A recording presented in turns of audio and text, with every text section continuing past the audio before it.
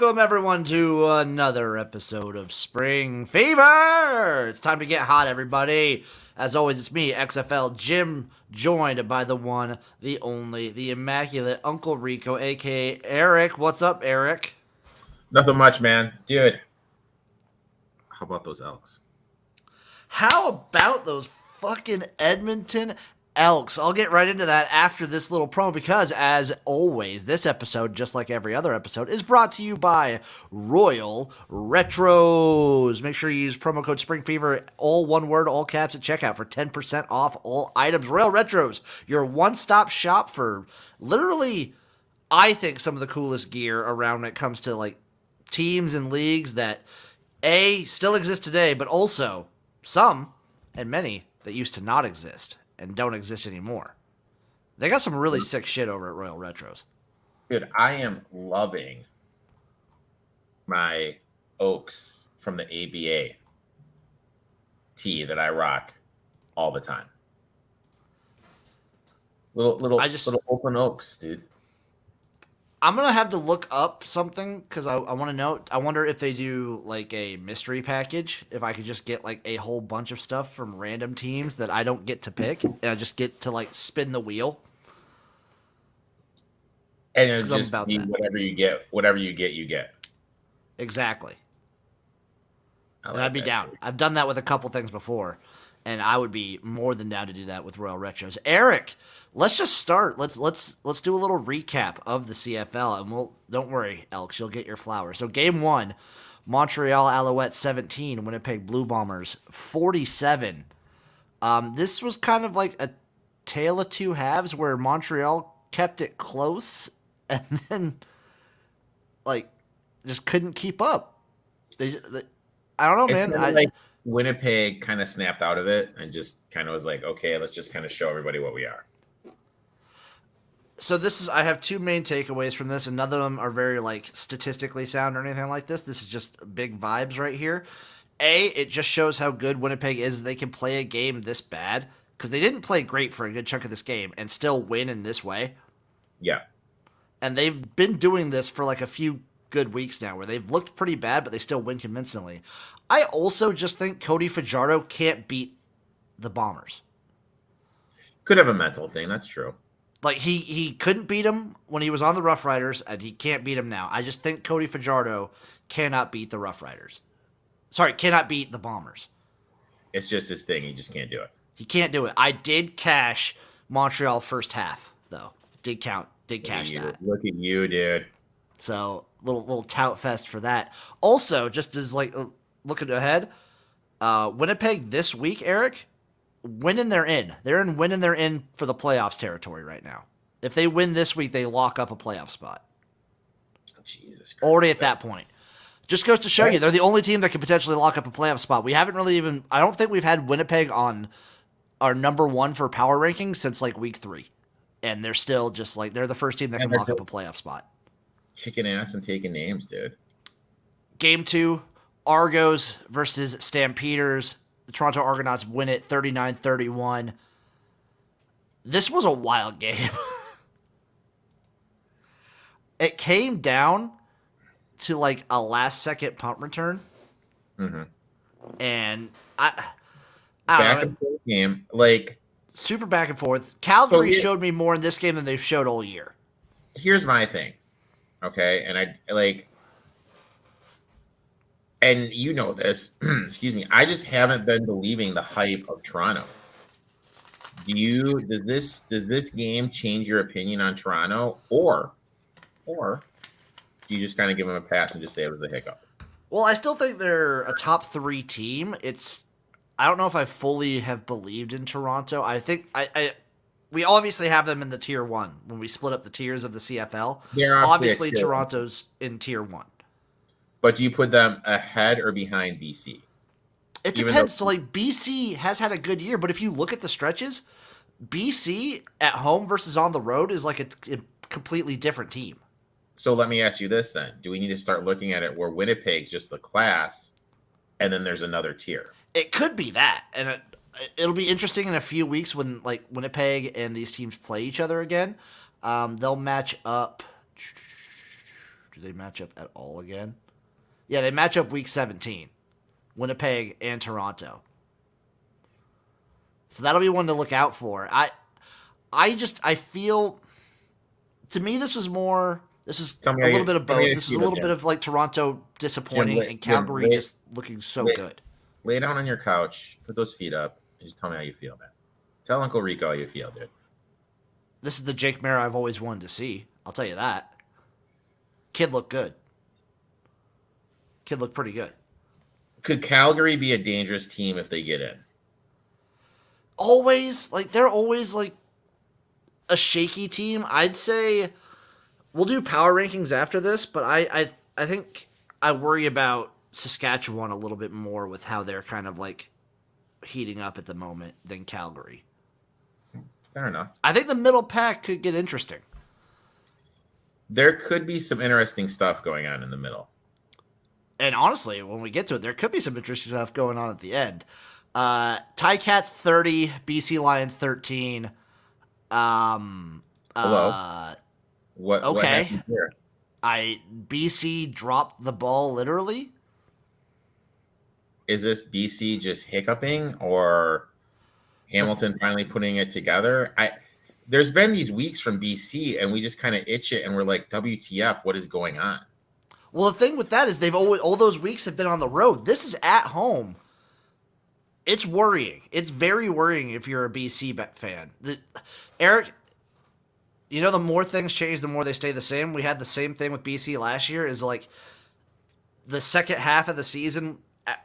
To be fair, Rourke was hurt, but still, the second half of the season they dipped.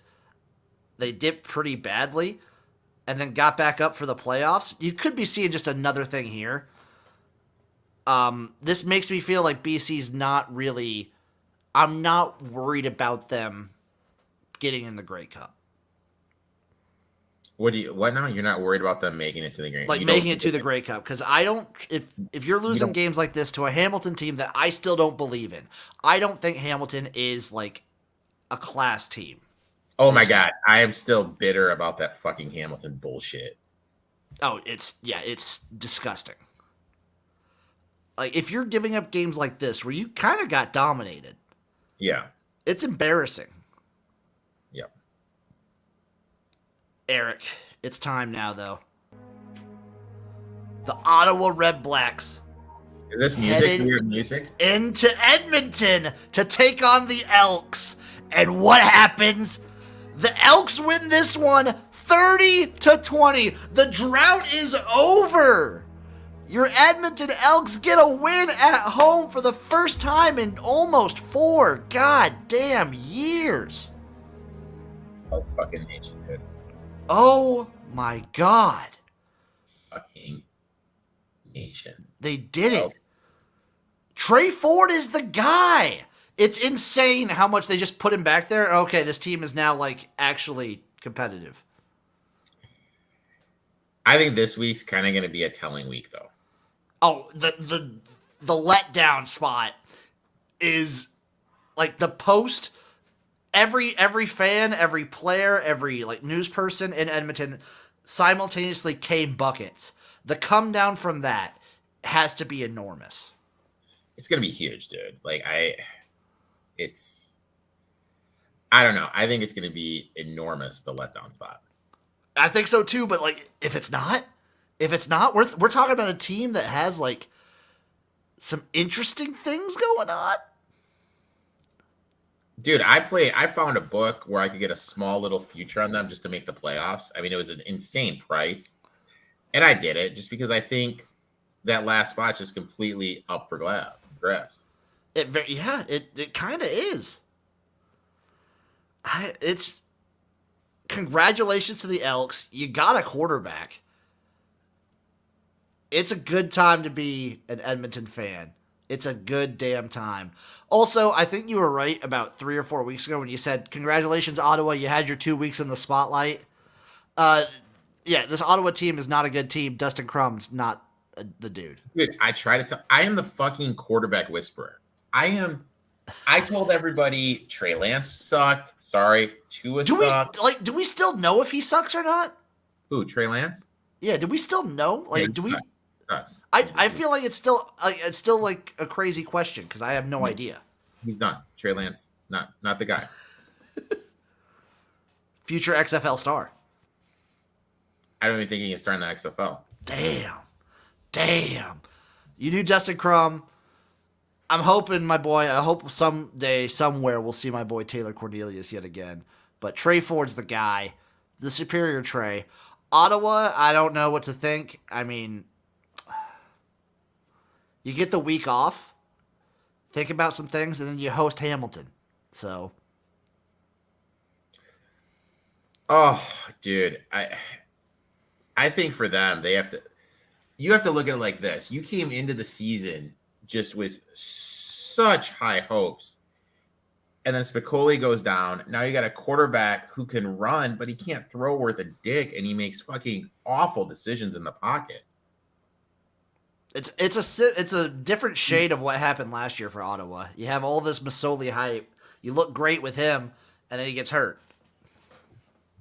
Yeah, and I think it's just the same thing. Because we all thought he was going to be ready, and now he's just it's just not there. And it's just one of those. Yeah. I feel bad for him, but it's one of those things. It is where it is. It just sucks. Yeah, it just sucks. Eric, let's get to picking. Let's pick some games real quick, and then we'll get to the USFL, XFL, all that stuff. Game number 1. It's Labor Day Classics, everybody. It's the big week. It's here. Some great matchups. BC Lions, Montreal Alouettes. BC's -3.5 on the road. The over-under's 47.5. Oh, my God. Talk to me, Jimbo, here. I am declaring, because it is Labor Day Classics, that I will pick every single game. Whether it's spread or total, I'll have a play in every game. My play in this game, Eric, is the over. BC had an offensive performance like that against Hamilton. You're telling me they're not going to bounce back? Yeah, I mean, you have to expect a bounce back spot for them. But Montreal, dude. Montreal's like they gotta shit the bed, and this is a game I hate betting. I would kind of lean toward the over with you. Also, Eric, first matchup of the season between Montreal and BC. What's the over at? The over is set at I lost it real quick. Let me get it back. Over is 47.5. It's a decent sized one. It's not the biggest of the week, but I do like the over. I'd lean to the over too. Especially like BC's defense on the road has not been as nearly as good as at home, and I feel like BC's offense is due for a bounce back spot. Give me the over 47.5. Game number 2, Bombers versus Rough Riders. Bombers -7 on the road, over under 47.5. This is just a system play every year, Eric. I'm take the Bombers versus the Rough Riders. Give me the Bombers -7. All right, so hear me out, Jimbo. I'm hearing you out. And the Rough Riders have impressed me and have looked better. Like, I like this team. Okay. But hear me out. Okay. So the first half, the score was Montreal 17, Winnipeg 20. Okay. Yep. The week before that, they didn't play a game. The week before that, they were losing at halftime to Edmonton. Is this kind of like, should we look to be fading Winnipeg with these first halves? I probably will take once. What are there any first lines out yet? I'm not seeing any. What is it for the game? The game is 7. So it'll probably be somewhere like 3.5, 4, something like that. I will probably take the Rough Riders first half. Mm-hmm. And if I might even be bold enough to like sprinkle it. Let me see if I got anything here. Let's see if I found something somewhere. Okay, first half, 4.5. Okay. But I'm at this book they have a 7.5 full game. So 4.5, I will take Saskatchewan plus 4.5 first half. Saskatchewan plus 4.5 for the first half. But I will take the Bombers -7 full game. Okay. I'm trying to look here. Here we go. Matchup info. good. Ooh, All right. almost. Let me see if I can get cheeky with it. I might do fourth quarter highest scoring Here we too. go. Here's something interesting. Who has the best ATS record this year? Ooh. Is it the Rough Riders? No. Toronto, it's- 6-3. That checks out. Who has the worst? My guess would be either the Lions or the Bombers. The Tiger Cats. That one, okay, yeah, they're like a home favorite, a local favorite that just isn't good. So yeah, Favorite on the road. Let's see these. Let's see it. Road favorites. So BC is 0-2 on the road as a road favorite this year. Are they on the road this year? This week? yes. Okay, something to monitor. Something to monitor. Well, I'm not. Yeah, I might take Montreal plus the 3.5, but I'm definitely on the over. I don't know. It's also probably going to get to 4. To me, So you might get a 4 come Saturday. You got Saskatchewan coming off a bye. You have Winnipeg playing to clinch the playoff and coming off a beatdown in Montreal. I think the line's going to be a little overinflated. I would definitely lead Saskatchewan here for the first half. Oh, first half, I'm all over Saskatchewan. My system of just Winnipeg beats Saskatchewan, and they usually do it embarrassingly. I'm going to take the Bombers -7 for the full game still. I'm going to be on the first half for the Riders, though. I think they keep it close at half. I will play the first half. Game number 3, Eric. Toronto Argonauts, Hamilton Ticats. Argos are -7.5 on the road, over under of 50. Am I playing this game, Eric? I'm playing the under.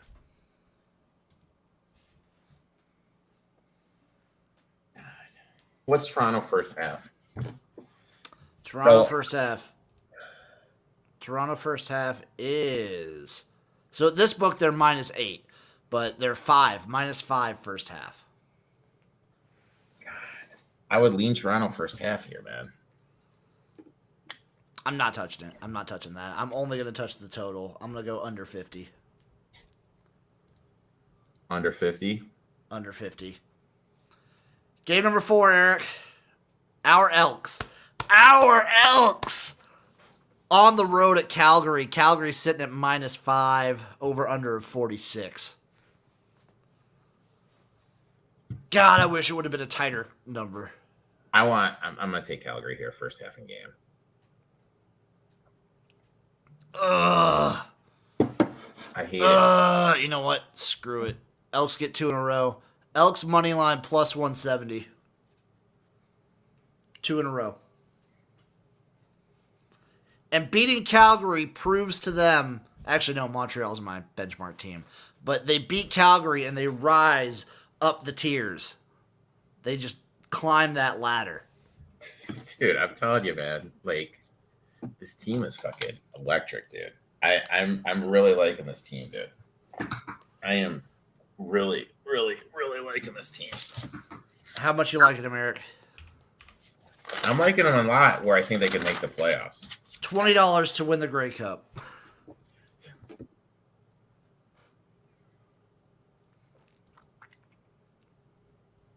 They're 200 to 1.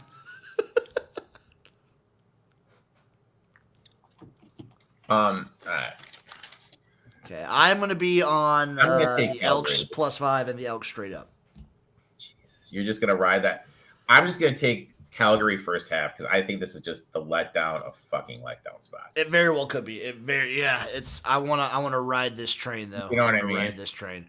My favorite play is probably the Riders plus whatever first half. I agree. I'm gonna be on. Yeah. Nah, you know what? My favorite play is Calgary first half. Okay, I mean that's not bad either. That's not bad. But I'm riding with them. I'm riding with my boys. Eric, it's time to talk a little XFL, talk a little USFL. We're missing our power rankings, dude. Oh, so, of course. Dude, come on, dude. Like, How could I? I apologize dude. to our fans up north. Like, CFL dude. power rankings, Eric. Who do you have at 8? No, who do I have at 9, right? Oh, that's right. Who Dude, do you have at 9? I'm dude, just fucking up tonight. dude, what? You know what? I have Ottawa. Ottawa. I have Ottawa. Now. Look at us in sync. I got. Who do you have? Who do you Who do have you at have at 8 now? Unfortunately, I still have Elks. I have Elks at 8 as well. 7. Calgary. Yeah, I got Calgary there too. 6. 6. I have Hamilton. I also have Hamilton. Are we gonna line up perfectly? I think we are. Who do you have at 5? Who do I have? I have Saskatchewan. I have Saskatchewan too. 4. And I have Montreal. At Montreal. Who do you have at 3? 4. BC. That's who I got, dude. 2 Argos. Yep, and 1. 1 is the King is back. It is the Winnipeg Blue Bombers back at number 1. I like it. I like it. Eric, this is the first time we've had our list like completely sync up.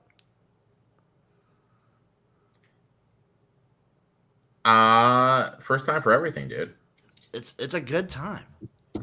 First time for everything. Now, Eric, it's time to move back down south. The XFL and USFL, there's some news going on in these leagues. We had some players that did get picked up. So obviously... I need to ask you a question, okay? Before we jump into this, and this is unrehearsed, you don't know I'm going to ask you. Are you going to ask me where PJ Walker's going to end up now that he's dropped? No. Talking Skip Holtz. We've talked before on the show, is Skip Holtz going back to college? I made the case that he should go back to college. You were pretty adamant that he was going to stay in the stay in the USFL, which when you look at his contract, when I did a little more research in his contract, I think it kind of makes sense. Yeah. But he's hired here at Northwestern as a special assistant, and all the Chicago sports media, which I really don't think they're that good, but they're saying that it's a done deal that he's taking the head coaching job. What are your thoughts? I mean, we talk about how like not of a great place it would be to coach at Northwestern in particular, but the Big Ten money would be crazy. So I mean, it's a good move for him financially. I don't know why Northwestern thinks it would be that great of a hire. I mean, he's making 1.6, which is not bad. Let me see this. Northwestern. They got that Big Ten money, dude. I mean, and Fitzgerald 5.7 over 10. Yeah. I don't know. I don't know if I would leave for Northwestern. But why would you do this though? You know what I mean? Like what? Like honestly, if I'm Skip Holtz, why would I? It sounds like he's helping out the guy, like the DC who got bumped in the coaching position because the guy has 0 head coaching experience. I know, but I'm saying is like why? Just wants to mentor the guy, I guess. I don't know. But why? You know what I mean? Why? He's not doing anything else. I don't know. I look at it like this. It doesn't make sense unless there's something lined up in the back. That's all I'm saying. I mean, it's either this or just chill out. Yeah, I mean, like... The dude loves to coach. How funny would it be if they fucking hired Eddie O? No shot. I mean, Jesus Christ. That'd be amazing. But, so back to the player situation. Start off, PJ Walker out. He got dropped. Sorry, man. Didn't look great in preseason. I'm sure he'll land on a practice squad somewhere. Yeah, he'll get a flyer. He'll get a flyer. Magoo, Mr. Alex Magoo, he did get on the practice squad for the Packers. Okay. I'm looking up where my other favorite quarterback is. Okay, my boy's still with the Ravens. Josh Johnson still with the Ravens. Okay. Love Josh Johnson to death. So, USFL, they got 2 players on the active roster, I believe. They got Brandon Aubrey, the kicker for the Stallions. and they got LeBron Ray, who's a defensive tackle for the Philadelphia Stars. He's on the Cowboys. He's on the Panthers. So Brandon Aubrey is the new kicker for the Cowboys. Ray is on the Panthers now. There's a couple guys who are like Isaiah Zuber, who was on the Gamblers. He's on the injured reserve for the Arizona Cardinals. And then I'm sure plenty of other guys will get practice squad. Dianucci is on the practice squad. I think he looked better too than the other. Who they have there? They have is it Trask? Yeah. Yeah, I think he looked better than Trask. No, because he was on Denver. No, they have is it Stidham? Yeah, it was Stidham. Yeah, I think he looked better than Stidham. I agree with that, but it is what it is. Like, yeah, a lot of these guys will get these kind of shots. I'm pretty sure also Nathan Rourke got dropped too from the Jags. Yeah, he's on the practice squad for the Jags too. He looked good. So he'll probably be that like third squad guy. He looked really good, dude. He looked awesome in preseason. I mean, they're going with CJ Beathard. Yeah, I would go Rourke too. Come on. XFL, there's 2 players remaining not cut. Daniel Whelan, he's a punter, and Austin Faioli is he's a defensive end. Those are the only 2 XFL players from this year that did not get cut. And a bunch of the other guys, I'm sure, will end up on practice squads. And then a huge list of these guys, both from the XFL and USFL. We'll see probably a decent amount of them next year in both of those leagues, too. I mean, I think it's a great showing, dude. Like, I think it's a real great showing. The fact that, like, they had this many teams get signed to, like, training camps and whatnot, I think is big. Because they had, over 100 players get signed to training camps? So here's my question. 2 of them? Let's look at Malik Cunningham. He got signed as the practice squad quarterback. So does this mean like he's just not going to be coming down, or? I wonder if he like stays practice squad, if he could still play in the USFL. Here's the thing: the Patriots don't have a backup quarterback. Yeah, why'd they get rid of Zappy? I have no idea. Maybe they're going to sign someone. I don't know. Who knows? I just want to make sure my boy Josh Johnson still has a shot. I want to see him play in a Ravens game this year. I love that man. Other XFL news, though, Eric, unless you got other players you're on the lookout for. Oh. No. There's some bumblings and rumblings. The Vegas Vipers may be eyeing a different location. So we've talked about this a couple times. This is my thing. Why the flying hell did you go to effing Las Vegas when you didn't have a stadium? They probably just see a city like Vegas, and it's like, oh, it's Vegas. We got to put something there. Just say we're going to be in Vegas and don't have anything lined up when you say it. But dude, how visually, when you look at the other teams, when you look at what was going on in San Antonio, what was going on down in Tampa, what was going on in DC, phenomenal visual experiences for the fans watching on TV.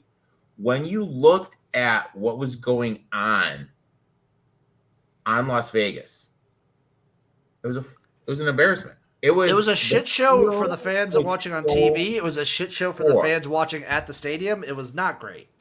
And if you can't get you can't get a field there, it's just what it is. UNLV has the deal with the NFL. The Raiders. Yeah. Obviously, you can't go to the high school just because if you go to the high school, what's going to happen? You can't sell alcohol. Yeah. So you know what I mean? It just doesn't make sense to me why to have a team there. You're going to have to look to go to a different team. And then that begs the question, do you keep it historic and go with the old XFL teams in past? Or do you start up a brand new franchise? So from the looks of things, that it sounds like they're going to be trying to start up a new franchise. I mean, they can stick with the Vipers. The Vipers don't have any hold in Vegas specifically. I mean, I would probably change it because the V kind of works for there. Maybe change the whole shebang, kind of like what the USFL did with Tampa going to Memphis this year. Yeah. But I will say this though. Old school, there was a Memphis team though. There was a Memphis team. So if they wanted to stick old school XFL, they could do LA, they could do Vegas, they could do Chicago. It sounds like they're eyeing either Nashville or Tempe, Arizona. Both those are fun. I think both those are really interesting. You look at Nashville's, what they're doing with the soccer down there. Like Giannis just bought into to the football team. To the soccer team, excuse me. And it's a booming city. Tempe is Tempe. I mean, they're awesome. What about I'm looking at the old teams. I mean, they're not going to go to Birmingham. Nope. Chicago Enforcers will be awesome. They're not going to go to Orlando. They won't go to New York. They won't go to Vegas. They won't go to LA. San Francisco Demons. It'd be interesting if they just changed it to like the Bay Area Demons. Yeah. I don't know. I think they should go. I don't know. But I think obviously either Nashville or Tempe would be sick. If they go to Nashville, do you think they'd play at Vanderbilt Stadium? Oh yeah, and that place would be dope, dude. Dude, when it's fully built again, when it's rebuilt, yeah. it's gonna be dope. That would be dope. But on the I'd go to a game. On the flip side, either of those places are up and coming places, and they're kind of places you want to kind of like quote unquote be around. So I kind of like it. I like what they're doing. I'm always gonna have a soft spot in my heart for the LA Wildcats, so it's a shame they're not gonna put another team there. But I get it.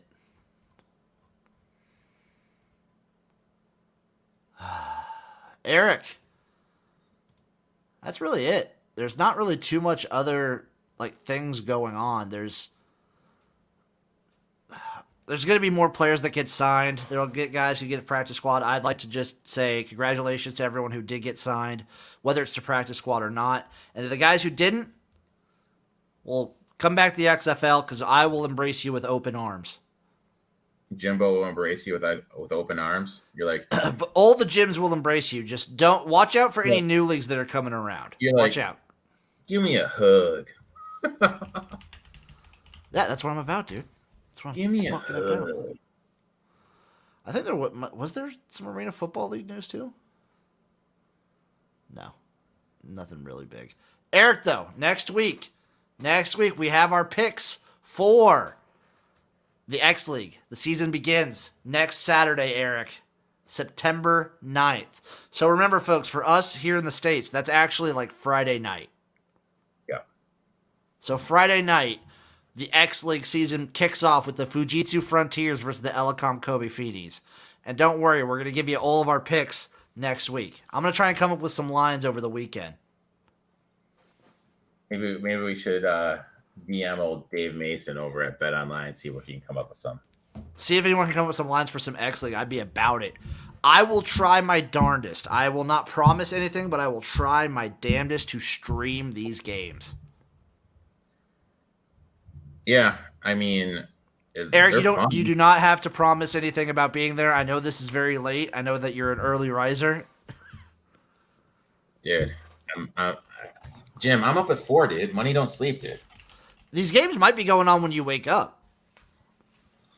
Jesus, dude. Maybe I'll get on when I wake up, and I'll just have you on when I'm working out. So they start. I'm looking at it right now. They start at noon local time, which is 10 p.m. for the first game. Second game won't start till 1. Really? Yeah, that Friday night. But guess what? I'm gonna try and stream everything. My goal for the fall and the spring is to sleep as little as possible and embrace and absorb as much football as possible. And that's what I promise to you that I will I love try to stream these. I promise I will try to stream these games. You know Eric, what, is there any? you know what Mama T always says? That's my mom. What'd she say? There's trying and there's doing. Well, I will try. I'm not gonna promise to do shit. Nah, dude, there's trying and there's doing, my friend. Dude, this is so late at night. Yeah. Unless you want more streams of me sleeping. Unless people want to watch me sleep on stream more. I remember when I first met you, I freaking logged on and you were just sleeping in bed. Yeah, that was Memorial Day. I was like, what are you doing? Like, I was very tired. I was a very sleepy boy. Eric, is there anything else you'd like to discuss? no. That is it, my friend. Well, thank you all for watching. Thank you for listening. We greatly appreciate you. And make sure you head over to Royal Retros and use our promo code SpringFever for 10% off to get some of the best swag that you can get. I stand by that the USFL should have gone with Royal Retros for their merch. I stand by that. I agree 155%, dude. Thank you all for watching. Thank you for listening. And we'll see you next week for another episode of Spring Fever. A toodaloo!